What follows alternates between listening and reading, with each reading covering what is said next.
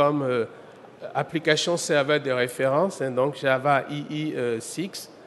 Et il est indépendant, il est basé sur le micro-noyau, il est optimisé, il fournit une stack pour faire du web services. Il est léger, il est rapide en développement et en déploiement. Et effectivement, là aussi, nous offrons un support de première classe pour les clients qui voudraient avoir du support sur Glassfish. Eclipse, Oracle est le deuxième contributeur de code dans Eclipse. Et nous sommes très impliqués au niveau des outils de développement web. Nous sommes très impliqués au niveau de la gestion de la communauté Eclipse. Donc, nous sommes membres, nous sommes Strategic Developer Member, on est membre du board, et on est impliqué dans le processus de développement d'Eclipse. On a fourni des projets comme Eclipse Link, qui est basé sur notre produit TopLink. Donc, on a versé le TopLink comme open source. On a mis ça dans l'open source. On a développé des outils Eclipse pour l'administration de la database Oracle. Et on est impliqué dans le projet Gemini. Alors, nous avons aussi mis un package qu'on appelle Oracle Enterprise Pack for Eclipse, qui est en fait un certain nombre d'outils autour de notre produit, autour de notre application serveur et de notre base de données. Donc, on les a certifiés qu'ils fonctionnent avec nos produits et on vous le propose. Donc, vous pouvez le downloader sur Oracle Technology Networks. Alors, NetBeans, donc nous, notre outil de développement d'entreprise, c'est JDeveloper, mais avec l'acquisition et la fusion, on se retrouve donc aussi à la tête de NetBeans. NetBeans, elle va continuer comme un produit de développement Java et open source. Donc, avec focus sur Enterprise Java, Java Micro Edition et tout ce qui est langage de scripting. Donc, vous savez que NetBeans supporte tout ce qui est langage de scriptage, hein, que ce soit PHP, Ruby, Python, etc., en plus de Java. Donc, ça va être le focus. Hein, donc, alors, quelque chose qui vient avec, c'est le Hudson. Donc, c'est pour faire on appelle ça le continuous integration. Donc, c'est pour faire de l'intégration de développement. Ça va continuer aussi comme open source. OpenOffice.org. Alors, Oracle a commencé à contribuer dans OpenOffice depuis 2000, depuis les années 2000. Donc, ça fait depuis longtemps que nous donnons du source à OpenOffice.org. OK? La version 3 vient de sortir et il y a déjà plus de 100 millions de downloads. En tout cas, la version 3.2 a été réalisée. Il y a plus de 100 millions de gens qui l'utilisent. Il est disponible sous forme commerciale sous le nom Star Office et Star Suite. Mais vous pouvez utiliser la version open source. Vous n'êtes pas obligé de prendre la version commerciale. Voilà. Donc, on va continuer à développer OpenOffice. On va probablement annoncer une suite web-based. D'accord?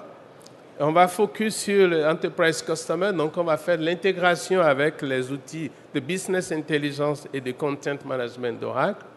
Et on va fournir, comme d'habitude, comme tous les autres produits open source, du support de premier niveau, quoi, un support de qualité. OK, MySQL.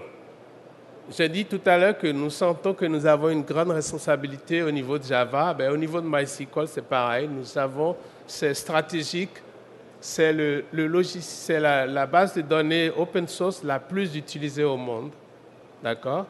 Et nous avons une responsabilité. Donc, juste pour vous dire comment les choses se passent, MySQL fait partie de la business unit open source chez Oracle. Elle n'est pas fusionnée avec la ligne de produits de base de données traditionnelle d'Oracle. Ça veut dire qu'elle continue comme entité indépendante.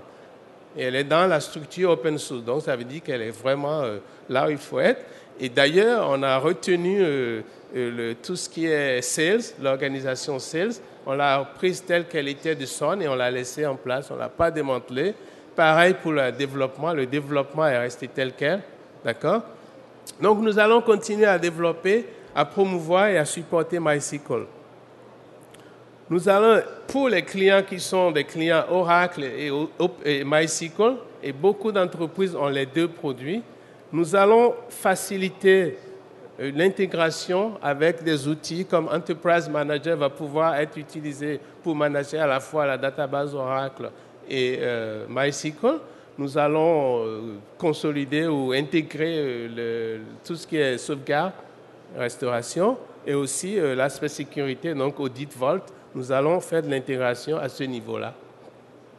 Donc, on va faire que MySQL soit, je dirais, part de la stack Oracle. Donc, l'intégration, c'est ce que j'ai déjà dit, et fournir un support de première classe.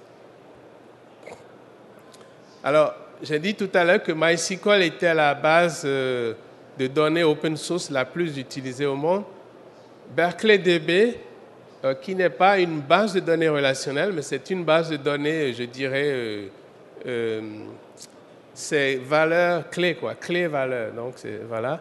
Alors, c'est la base de données embedded, donc embarquée, la plus utilisée au monde. Donc, là, j'ai mis un certain nombre de produits qui utilisent BerkeleyDB.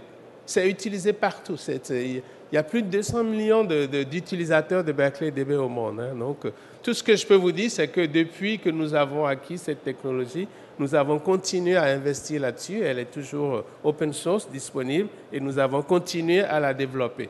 Donc, ça justifie, c'est la tradition, je dirais, de l'approche d'Oracle de l'open source. Donc, on développe tous les produits qu'on a réussi à acquérir. Les langages dynamiques de programmation, donc que ce soit PHP, Ruby, Python, Perl, nous sommes lourdement impliqués dans l'open source des adaptateurs.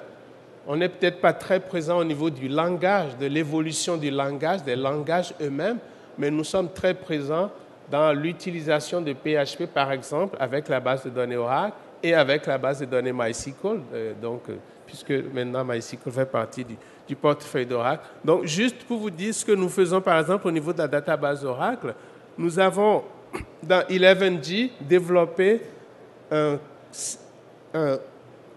excusez-moi, un pool un connection pool, donc un pool une gestion de pool de connexion. On l'a fait exprès pour le monde PHP et tous les systèmes qui ne sont pas multithreadés.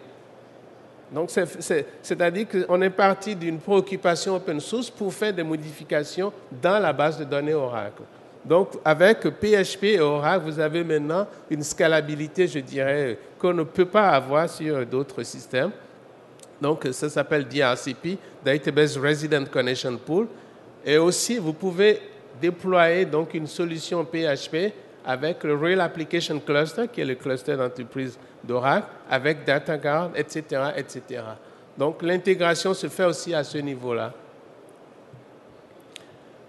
OK, maintenant, nous supportons open source, mais nous sommes aussi impliqués dans tout ce qui est open standard, donc pour faire de l'intégration d'environnements hétérogènes, hein, donc de sources fermées avec de l'open source. Donc, bon, je ne peux pas parler de tout ça là, mais vous voyez tous ceux qui sont des organismes qui fournissent de l'open standard. Oracle est lourdement impliqué dans tous ces organismes. Alors, conclusion. Si vous voulez faire de l'open source, ce que nous vous disons, c'est prenez un vendeur qui est solide, je dirais, sur les bases financières et qui sera là demain quand vous aurez des problèmes.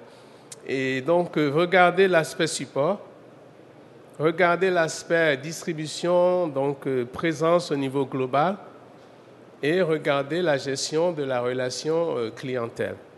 Donc, pour avoir plus de détails sur l'offre Oracle au niveau d'open source, les projets, etc., vous pouvez aller sur le site open source oss.oracle.com, etc.